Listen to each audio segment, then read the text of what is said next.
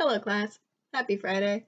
Your question of the day is, if your life was a movie, who would you want to narrate it? It can be a celebrity or a person in your life or even yourself.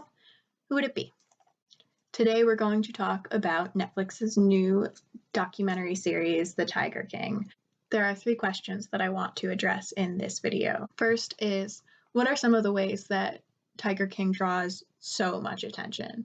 2, how does Tiger King share information in a way that tells a story with multiple perspectives rather than just dumping facts or listing events? And 3, what does that do to the nature of the storytelling in Tiger King? So what is Tiger King doing differently that causes it to draw so much attention? What makes it so popular? What separates Tiger King from these documentaries you watched in high school or in middle school classes where Ken Burns is just droning on and on about some dead guy? Tiger King is all about spectacle and drama. We start with Joe Exotic, this incredibly eccentric man who's holding a tiger cub. We have these giant, dangerous cats, and we have people working incredibly dangerous jobs and putting themselves in really dangerous situations. We have cults and polygamous marriages and shootouts and threatenings of further shootouts and bullets with people's names on them.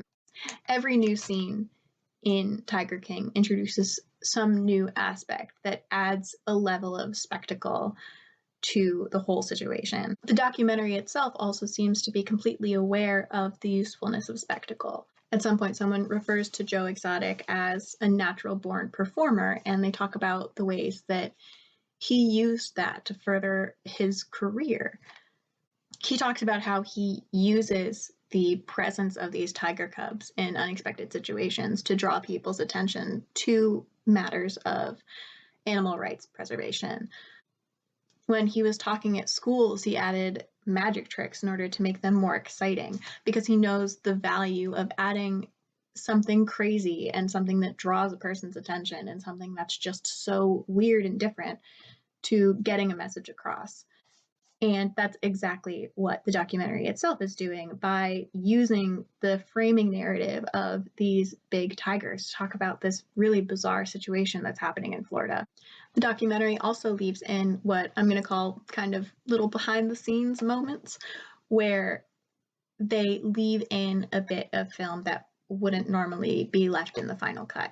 So they leave in a part where Joe tells them to go around the front and film him opening the door from the inside. Or they film a couple of Carol Baskin's little asides to the cameramen and to the people directing the shots. And what this does is it makes you feel like you're getting a very authentic picture of what's going on. That increases the drama of the situation by giving an impression that it's almost more like a reality TV show than a very carefully curated, scripted, and edited presentation of information. The wild spectacle and drama of Tiger King, alongside the copious marketing that was done by Netflix, is what made Tiger King such a popular series from the get-go. It grabbed people's attention, and then it doesn't let go. The next question we can look at is what Tiger King does with that attention once it has it. And that's tell a story with perspectives in order to keep people entertained. The people making this documentary arguably could have done a more informative job if they just presented the facts. If they grabbed a narrator and he told you everything that was going on, maybe they had some nice black and white shots of sad tigers. But what that does is it gives you a very flat story, and that's not something that people are going to want to watch. So instead, the creators of Tiger King tell you a story with a lot of perspectives, and the way that they do that is by emphasizing conflict. There are a couple of big conflicts that come up in just the first episode of Tiger King, and that is, one, the larger conflict of animal rights preservation and the different way that people are looking at this problem, and 2, the very famous interpersonal conflict between Joe Exotic and Carol Baskin. The conflict between Joe Exotic and Carol Baskin is arguably one of the most important and popular parts of the series. I couldn't tell you how many tigers Joe Exotic has, even though I know that he probably says it in the first episode, But before I even watched the series, I knew Carol Baskin and Joe Exotic's name. It was the tigers themselves that drew people into the story, but it was this conflict between Joe and Carol that kept people there and kept people watching. And once again, instead of having someone come in and explain the conflict is narrated by the people who are actually in it through interviews with the documentary makers. But one thing you might want to note is that the interviewers' questions are edited out of the final cut. In order to get really juicy shots of people like Joe and Carol talking about the conflict that they have, they're probably asking leading questions that encourage the interviewees to get defensive about the problem. This is going to portray them, Carol and Joe, as even more actively engaged in the conflict than they might be, and polarize their perspectives. It would be really easy for this documentary to take a step back and say that Carol Baskin and Joe Exotic are both engaged, I guess, in animal rights protections, but that they go at it in different ways. But it chooses instead to get really polarized and conflicted views of the story. What that does is tell a true story in the way that we're used to seeing fictionalized stories. In fictions, there's often a good side and a bad side, even if that turns out to be more complicated than just good and bad. There's still the overall premise of a conflict. You might have person versus person, or person versus government, or person versus nature. Conflict is something we are used to seeking out in a story to differentiate perspectives. And so that is precisely what Tiger King gives us. It gives us conflict that differentiates the perspectives of people who are on Joe Exotic's side and people who are on Carol Baskin's side. This brings us right to our third question, which is, what does it do for a story when you tell it in a way that shows multiple perspectives?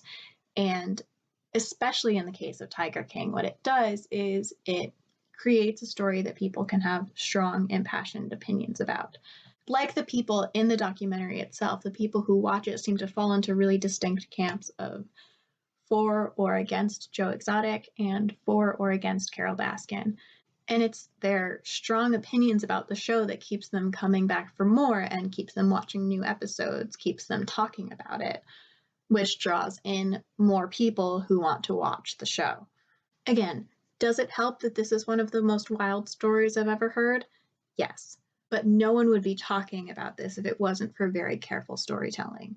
The information has been out there for decades, but it wasn't until Netflix made this really intriguing documentary that everyone is up in arms about tigers in Florida. So how does this relate to your projects?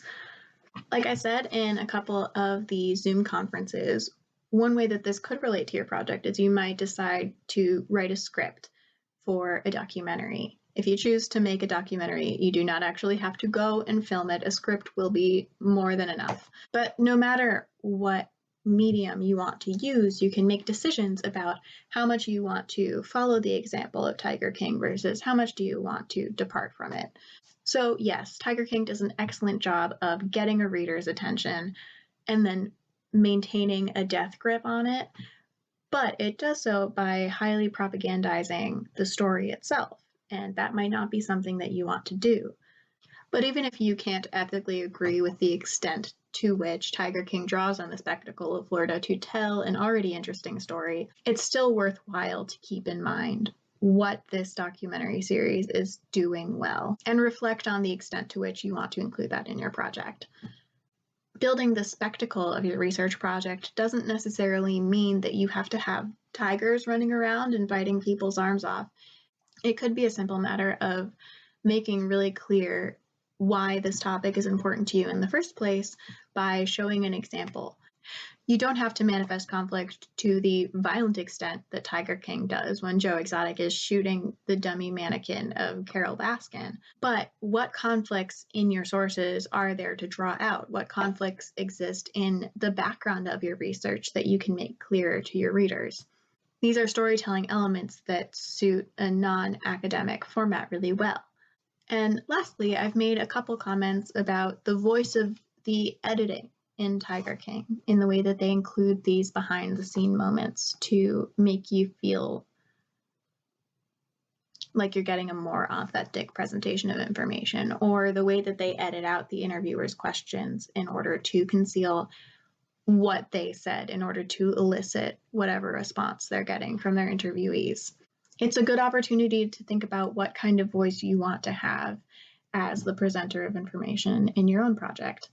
You can think about whether you'd like to be more highly opinionated or whether you'd like to maintain the same distance that I asked of you in your annotated bibliographies and your literature reviews. If anything, Tiger King is an excellent example of the plethora of artistic choices that a person gets to make around the presentation of facts. Whether you are Joe Exotic or Carol Baskin manipulating information about tigers in order to make a point, or if you are documentary makers manipulating the presentation of different real-life people in order to turn them into characters. I will say Joe Exotic and Carol Baskin make it especially easy by being themselves. But the editors still have a hand in that. Anyway, if this was your introduction to the Tiger King series, I hope you enjoyed it. I hope you keep watching, and I hope you tell me what you think, because I think it's absolutely wild. For Monday, you all will be reading what I call a graphic essay, I suppose. It's an article called The Mental Load, which switches between prose writing and little comic-style pictures. And instead of a journal responding to that, it's finally time for you guys to propose what you want to do for your project. This really only needs to be about half a page long, and all you need to do is say what kind of thing you want to make, give a little bit of detail about how you will be using that thing to talk about your research topic, and if your research topic has changed, you should explain what your new research topic is.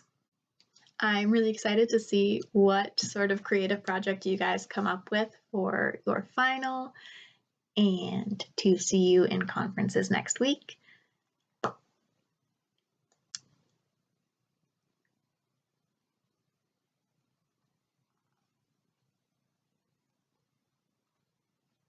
Don't get a pet tiger. I advise against it.